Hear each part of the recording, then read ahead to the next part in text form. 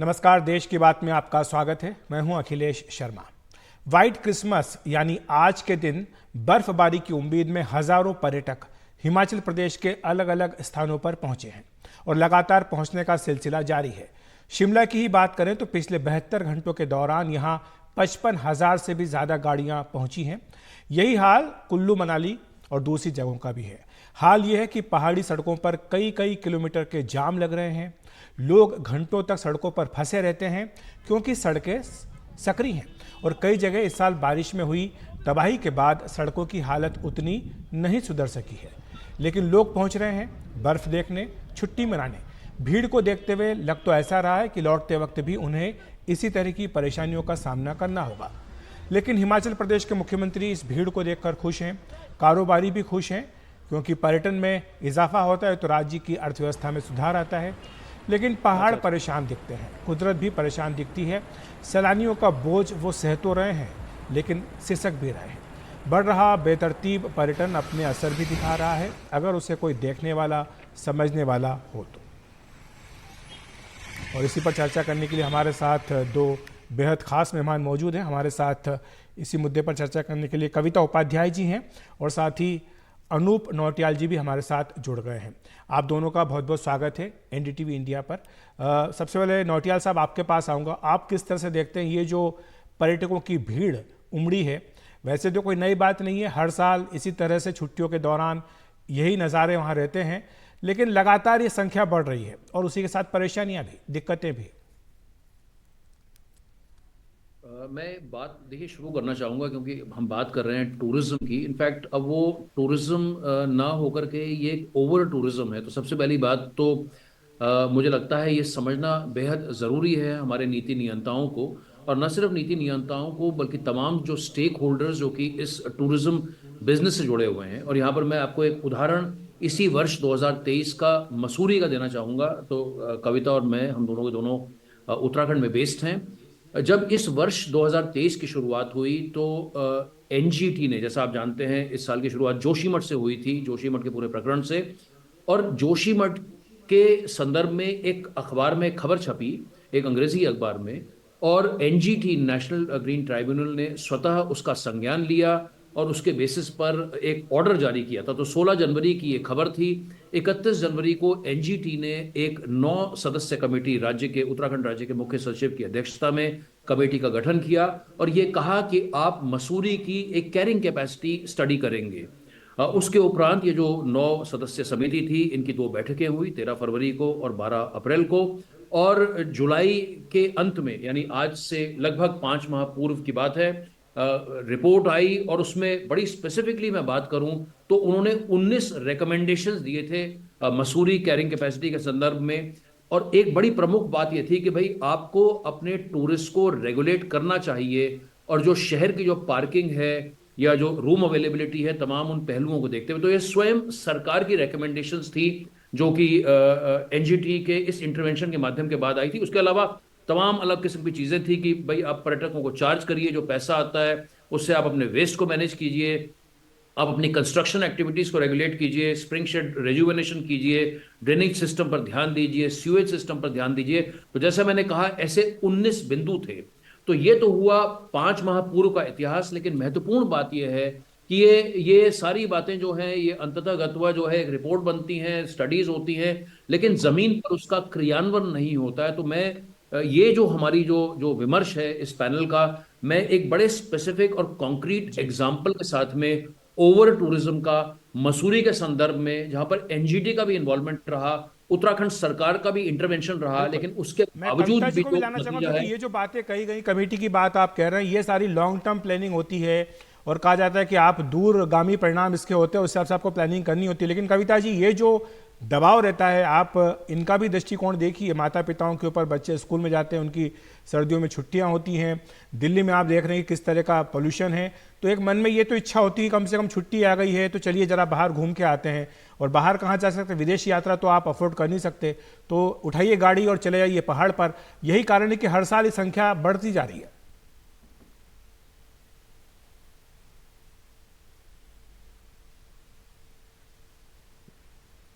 तो आप मुझसे ये आप पूछना अनम्यूट चाह कर रहे हैं कि लीजिए मेरा जी, शायद इसमें आपका क्या म्यूट है। सोचना है कि ये सही है या गलत। जी,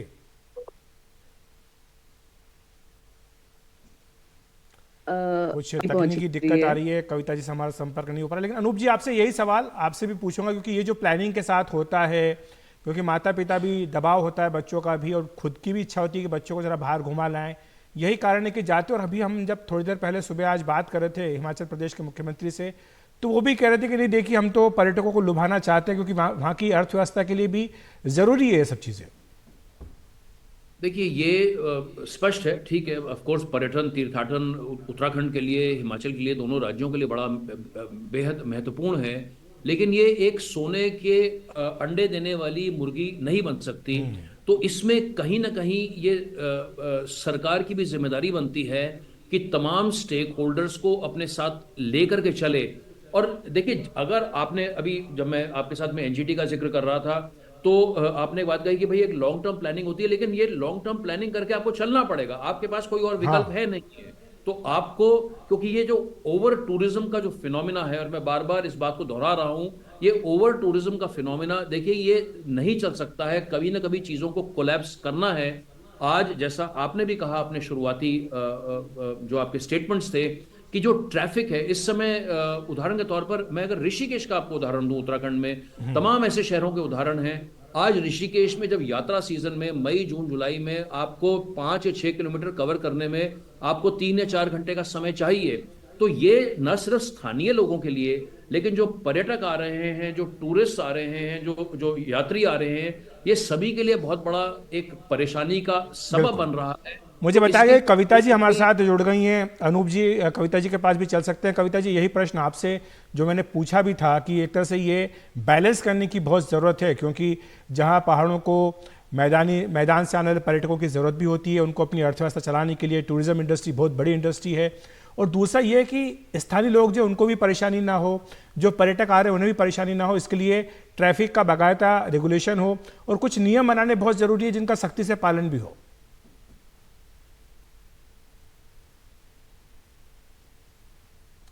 कविता जी। अखिलेश जी आप अखिलेश जी आप मुझे सुन पा रहे हैं?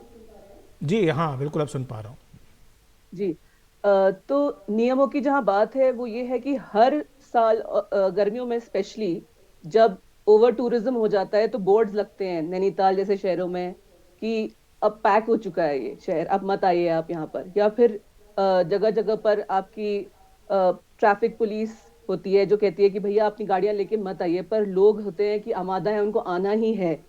तो इसमें ये है कि और सख्ती की जरूरत तो है ही जब हम टूरिज्म की बात करते हैं, लेकिन टूरिज्म के बिल्कुल। डिसेंट्रलाइजेशन की बहुत जरूरत है। ऐसा भी हो गया है कि हमने, हमारी सरकारों ने और सोशल मीडिया ने ये एक बना दिया है माहौल कि सिर्फ एक नैनीताल है, एक मसूरी है, एक शिमला है, एक मनाली है, सिर्फ ये जगह है जहां आपको जाना है। और आप अपने सोशल मीडिया का भी दबाव है, आप ये कहना चाहते हैं सोशल मीडिया पे कि हम नैनीताल गए थे, देखिए बर्फ पड़ी या नहीं पड़ी। आप चाहते हैं to be included in that that narrative कि हाँ हम भी, हमारे पास भी है जरिए, हमारे पास गाड़ी है, हम कर सकते हैं। ये एक इकोनॉमिक डेवलपमेंट का एक फैक्टर है जो हमें देखना पड़ेगा। लेकिन बात यह है कि सरकारें बहुत सालों से ये बात कर रही हैं कि हमें डिसेंट्रलाइज करना है टूरिज्म को, कि सिर्फ नैनीताल नहीं होना चाहिए, या फिर एक मसूरी नहीं होना चाहिए, या फिर एक शिमला नहीं होना चाहिए, छोटी छोटी जगहें होनी चाहिए पहाड़ों में जहां पे कि टूरिस्ट जा सके, क्योंकि उनका भी मन करता होगा कि हाँ भाई पहाड़ों में जाएं, ठंडी हवा के मजे लें। लेकिन यह है कि सरकारों को अब इस पर निर्भर हुए बिना कि आपके पास ऑलरेडी इतना टूरिस्ट इनफ्लो है। अब आप सोचिए कि 2000 में उत्तराखंड में करीब 1 करोड़ टूरिस्ट आता था, और अगर हम देखें तो 2019 का आंकड़ा कहता है कि करीब 1 करोड़ टूरिस्ट हमारा 2000 में आता था, साल 2000 में, और 2019 में ये आंकड़ा 4 करोड़ हो गया। मैं कोविड से पहले की बात कर रही हूँ, तो अब उससे भी ज्यादा है ये आंकड़ा टूरिज्म का। तो हमने ये हम मान के चल रहे हैं, सरकारें मान के चल रही हैं कि पैसा तो आएगा ही, लेकिन यहाँ पर हमारी सोच रुक जाती है, रुकनी नहीं चाहिए। हमें ये सोचना है कि हम इसको किस तरह से और बेहतर बनाएं कि लोगों को भी असुविधा ना हो। कई बार ऐसा होता बिल्कुल, है कि तो जो छोटी जगहों लोगों की आप के बात पास कर रही हैं, सोने या की ऐसी जगह जगह नहीं है। जिनके बारे में लोग ज़्यादा जानते नहीं हैं, उनको ज़्यादा उनके बारे में प्रचार प्रसार हो, साथ साथ वहाँ पर सुविधाएं भी इस तरह की डेवलप हों। ऐसा ना हो कि लोग वहाँ पहुँच जाएं, उनको रहने की जगह ना हो, ठीक से खाने को न मिले। तो ये भी देखने की जिम्मेदारी मुझे लगता है कविता जी की इसी की सरकार की इस बारे में रहनी चाहिए। बिल्कुल सही बात है। और ये होता है अभी कि लोगों को, पहली बात महंगाई बहुत होती है यहाँ पे जब आप टूरिस्ट जगह में आते हैं। मैं नैनीताल की रहने वाली हूँ और मुझे पता है कि टूरिस्ट परेशान होकर भी जाता है।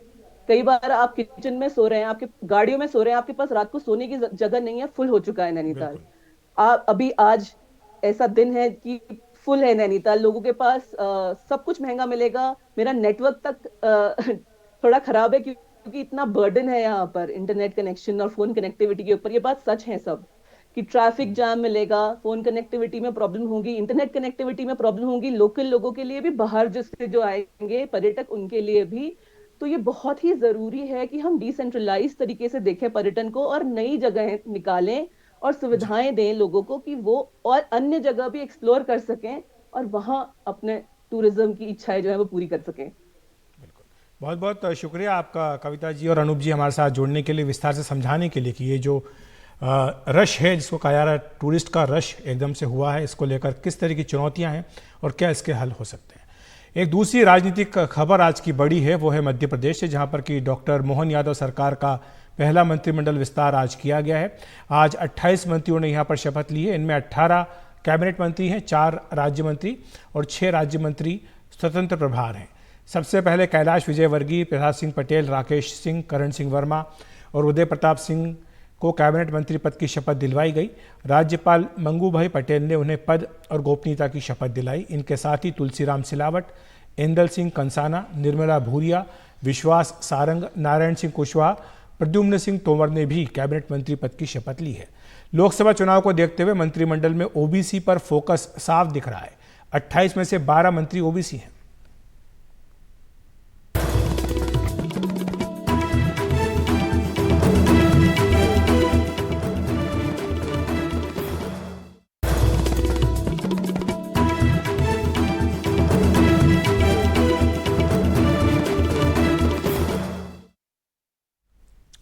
2024 के लोकसभा चुनाव के मद्देनजर कांग्रेस संगठन में कई महत्वपूर्ण बदलाव किए गए हैं। प्रियंका गांधी वाड्रा अब उत्तर प्रदेश की प्रभारी नहीं है, उन्हें राष्ट्रीय स्तर पर बड़ी जिम्मेदारी देने की बात कही जा रही है। वैसे तो अध्यक्ष बनने के बाद मल्लिकार्जुन खड़गे ने 1 साल बाद ये कई महत्वपूर्ण बदलाव किए हैं, लेकिन इन पर राहुल गांधी की छाप साफ दिखाई दे रही है। खुद राहुल गांधी को संगठन में कोई औपचारिक जिम्मेदारी नहीं दी गई है। प्रियंका को लोकसभा चुनाव के मद्देनजर राष्ट्रीय स्तर पर बड़ी जिम्मेदारी देने की चर्चा है। राहुल के बेहद करीबी केसी वेणुगोपाल संगठन महासचिव बने रहेंगे। हालांकि इस पद पर कई अन्य वरिष्ठ नेताओं की नजरें भी थी। राहुल के करीबियों जयराम रमेश, रणदीप सिंह सुरजेवाला, जितेंद्र सिंह, दीपक बाबरिया, अजय माकन का ओहदा बरकरार है। राहुल के एक अन्य करीबी मणिक्कम टैगोर आंध्र प्रदेश और अंडमान निकोबार की जिम्मेदारी संभालेंगे। प्रियंका गांधी वाड्रा से उत्तर प्रदेश का प्रभार लेकर राहुल के करीबी अविनाश पांडे को दे दिया गया है। 2022 की हार के बाद से प्रियंका ने यूपी का दौरा नहीं किया था। वहीं तारिक अनवर, हरीश चौधरी, रजनी पाटिल और मनीष चथरस से राज्यों के प्रभार ले लिए गए हैं। इससे पहले राहुल के अन्य करीबी जीतू पटवारी को मध्य प्रदेश कांग्रेस का अध्यक्ष बनाया गया था। वहीं दिग्विजय सिंह को जिम्मेदारी न मिलना और पूर्व मुख्यमंत्री कमलनाथ को किनारे करना मध्य प्रदेश की हार का परिणाम बताया जा रहा है। तो इन परिणामों का या संगठन में जो बदलाव किए गए हैं, क्या असर होगा? रेणु मित्तल वरिष्ठ पत्रकार हमारे साथ जुड़ गई। रेणु जी, क्या ये कहना सही है कि ये जो पूरी कवायद की है मल्लिकार्जुन खड़गे ने अध्यक्ष बनने के 1 साल बाद, इस पर टीम राहुल की छाप साफ तौर पर दिखाई दे रही है? जी बिल्कुल, टीम राहुल की छाप है। और मैं शुरू करूंगी कि टू लिटिल टू लेट। एक जो पुरानी वाइन एक नई बोतल में घुमा फिरा के इन्होंने फिर वही पेश कर दिया है। कोई एक अटेम्प्ट नहीं था कि नए चेहरे लाते, कुछ ऐसे लोग लाते जो पार्टी में कोई इजाफा कर पाते। अब वही थके हुए अविनाश पांडे को, जो राजस्थान और झारखंड में जिनके वजह से पार्टी का हालत खराब हुआ, उनको आपने उत्तर प्रदेश जैसी स्टेट दे दिया। तो ये तो एक बहुत आश्चर्यजनक है। कुछ नए चेहरे आए हैं जैसे सचिन पायलट को एडजस्ट करना जरूरी था, क्योंकि इस बार अशोक गहलोत को लग रहा है कि दिल्ली में नहीं लाएंगे एआईसीसी में, तो इसलिए सचिन पायलट को लाया गया। और उसके अलावा मोहन प्रकाश फिर वापस आ गए हैं, बिहार का इंचार्ज दिया। रमेश चन्नीथला को वायदा किया गया था कि उनको एआईसीसी में एडजस्ट होगा, पर केसी वेणुगोपाल क्योंकि आजकल इतने पावरफुल हो गए हैं, उन्होंने कोशिश की उनको रोकने की, पर फिर भी राहुल आजकल जो अपना वायदा करते हैं वो कोशिश करते हैं कि पूरी तरह निभा ले।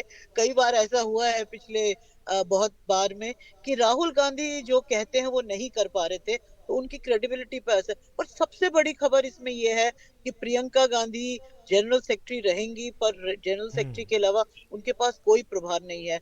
मेरी इंफॉर्मेशन ये है कि राहुल गांधी को यह एडवाइस किया गया कि अगर प्रियंका को लाएंगे तो एक बहुत पावरफुल पावर सेंटर उनके करीबी खड़ा हो लेकिन जाएगा। ऐसा कहा जा रहा है रेणु जी कि उन... प्रियंका को आगे जो लोकसभा चुनाव आ रहे हैं उसके मद्देनजर खड़गे साहब कोई बड़ी जिम्मेदारी देना चाहते हैं कि पूरे देश में वो प्रचार की कमान संभाले, या इसके अलावा और भी जो है संगठन से एक तरह से जो पॉइंट पर्सन का एक रोल होता है, जैसे कि आप जानती कि अहमद पटेल कभी उस भूमिका को निभाया करते थे, क्या वैसा ही कुछ रोल प्रियंका को मिल सकता है?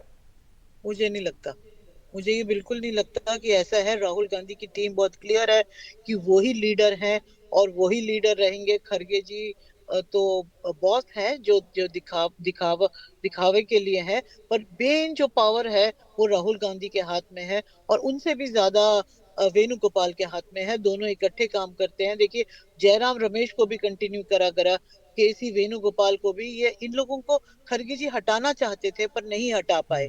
तो प्रियंका गांधी जरूर प्रचार करेंगी देश भर में, पर पिछली बार भी असेंबली में उन्होंने प्रचार किया, पर नॉर्थ इंडिया में कोई ज्यादा असर हुआ नहीं उनके प्रचार का, जो हमने रिजल्ट्स देखे। तो एक पावरफुल पोस्ट होना अलग बात है और प्रचार करना अलग बात है। अब सचिन पायलट को देखिए, वो राजस्थान में कुछ भी नहीं था उनके पास, पर उन्होंने हर स्टेट में जाके प्रचार किया क्योंकि एक गुर्जर लीडर के नाते। तो ये प्रचार तो आप कभी भी कर सकते हैं और मुझे लगता नहीं कि प्रियंका गांधी को कोई, अब वो अगर चुनाव लड़ लें यूपी से या कहां से, तो ये बहुत बड़ी बात होगी। अगर ममता बनर्जी ने कहा था कि प्रियंका गांधी एक जॉइंट ऑपोजिशन कैंडिडेट होनी चाहिए वाराणसी से पीएम मोदी के खिलाफ, पर उस पर भी पार्टी ने कोई रिएक्शन नहीं दिया। इतना ही रिएक्शन दिया कि पार्टी का अपना एक सिस्टम है कैंडिडेट चूज करने का। तो यहाँ पर एक अलग ही प्रॉब्लम है गांधी फैमिली के अंदर, जो हमको समझ में आ रही है। और ऐसा नहीं है कि प्रियंका गांधी के लिए कोई बहुत बड़ा रोल आगे सामने आ रहा है। वही थके हुए चेहरे लेके आए हैं खड़गे जी, राहुल गांधी जी और खड़गे जी और बाकी लोग कोई नया प्रयास नहीं कर पा रहे, जैसे नरेंद्र मोदी करते हैं पार्टी में कि जो हार गए, जिन लोगों के निगरानी में पार्टी हार गई है उनको अलग थलग कर दें। ऐसा इस पार्टी में नहीं हो रहा। बहुत कम लोग हैं जिन पे रिस्पॉन्सिबिलिटी फिक्स करी जाती है। ना यहाँ पर तो अवार्ड और रिवॉर्ड का सिस्टम है, ना ही रिस्पॉन्सिबिलिटी फिक्स करने का। तो इससे लगता है कि जो भी हो रहा है वो हो रहा है। और मेरे ख्याल में जो कहा जाता है कि और कुछ कंसिडरेशन से भी पद दिए जा रहे हैं पार्टी में, जो पार्टी के लिए लॉन्ग टर्म में और शॉर्ट टर्म में दोनों में काफी हानिकारक रहता है। जी, शुक्रिया आपका रेणु जी इस तमाम जानकारी के लिए। बात कर लेते हैं बेंगलुरु की, जहां पर भाषा विवाद एक बार फिर से तूल पकड़ने लगा है। महानगर पालिका ने सभी व्यावसायिक और गैर व्यावसायिक प्रतिष्ठानों को अगले 2 महीनों के अंदर साइन बोर्ड 60% कन्नड़ भाषा में लिखने की बात कही है, वरना कार्रवाई की जाएगी। यह सब तब हुआ है जब कन्नड़ समर्थक एक संगठन ने दिन दहाड़े लाउड स्पीकर पर मारवाड़ियों को धमकी दी, वो भी पुलिस की मौजूदगी में। मारवाड़ियों की बहुतायत वाले बाजार में धमकी देते केआरवी के कार्यकर्ता। ये कर्नाटक राज्य है, यहाँ कन्नडिगा राज्य का गौरव है। अपने राज्य में अपना अहंकार दिखाओ, हमें नहीं। अरे मारवाड़ी, अगली बार अगर तुम कहोगे कि तुम्हें कन्नड़ नहीं आती तो अगला निशाना तुम होगे। कन्नड़ा समर्थक संगठनों के सामने प्रशासन झुक गया, क्योंकि कहा जाता है कि मुख्यमंत्री सिद्धरामैया की सहानुभूति इन संगठनों से है। ऐसे में आनन फानन में बीबीएमपी ने पुराने कानून को लागू करने का फैसला किया। जिन लोगों ने 7% कन्नड़ में नेम बोर्ड लगाने का आदेश का पालन नहीं किया है, हम उन्हें नोटिस जारी करेंगे। हम लाइसेंस भी रद्द कर देंगे और सुनिश्चित करेंगे कि उनका नवीनीकरण ना हो।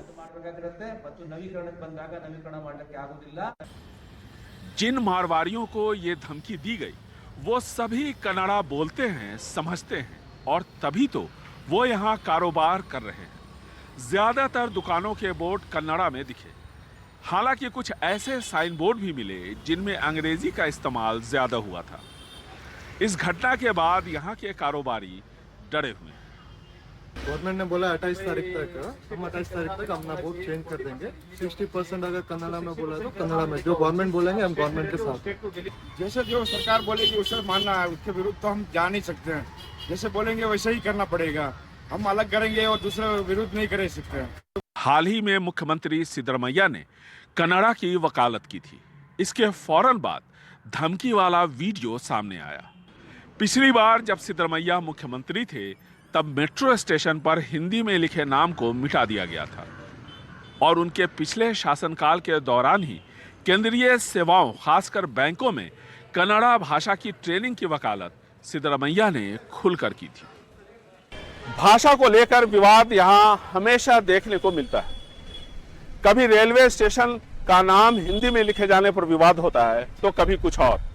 इस बार दुकानों के बाहर लगे साइन बोर्ड को लेकर विवाद खड़ा हुआ तो सरकार ने 60-40 का रेशियो लागू करने का फैसला किया। ये एक पुराना कानून है ताकि इस तरह का विवाद आने वाले दिनों में दोबारा देखने को न मिले। बेंगलुरु से निहाल किदवई, एनडीटीवी इंडिया।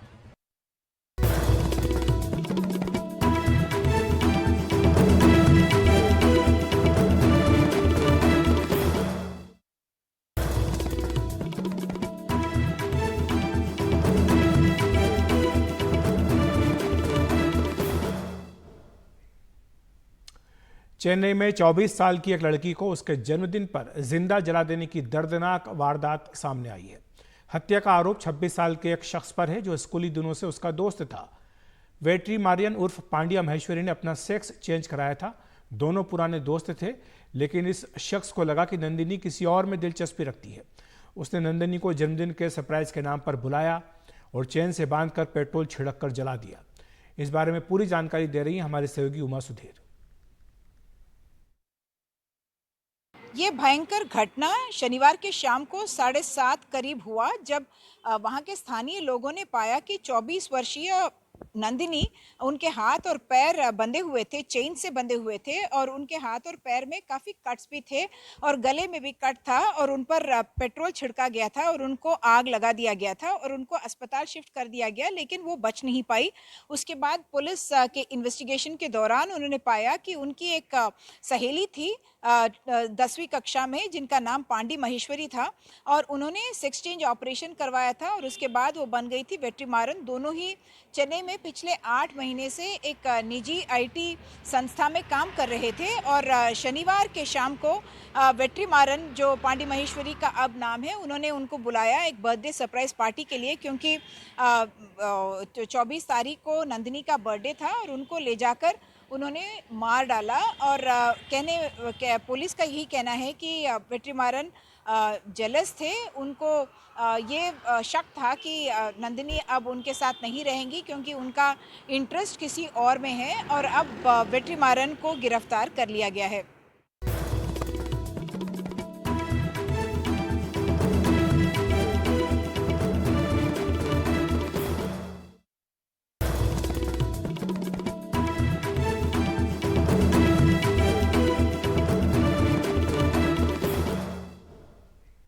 देश में ही बना है आईएनएस इम्फाल। अब ये नौसेना में शामिल किया जा रहा है। इससे नौसेना की ताकत में बढ़ोतरी होगी।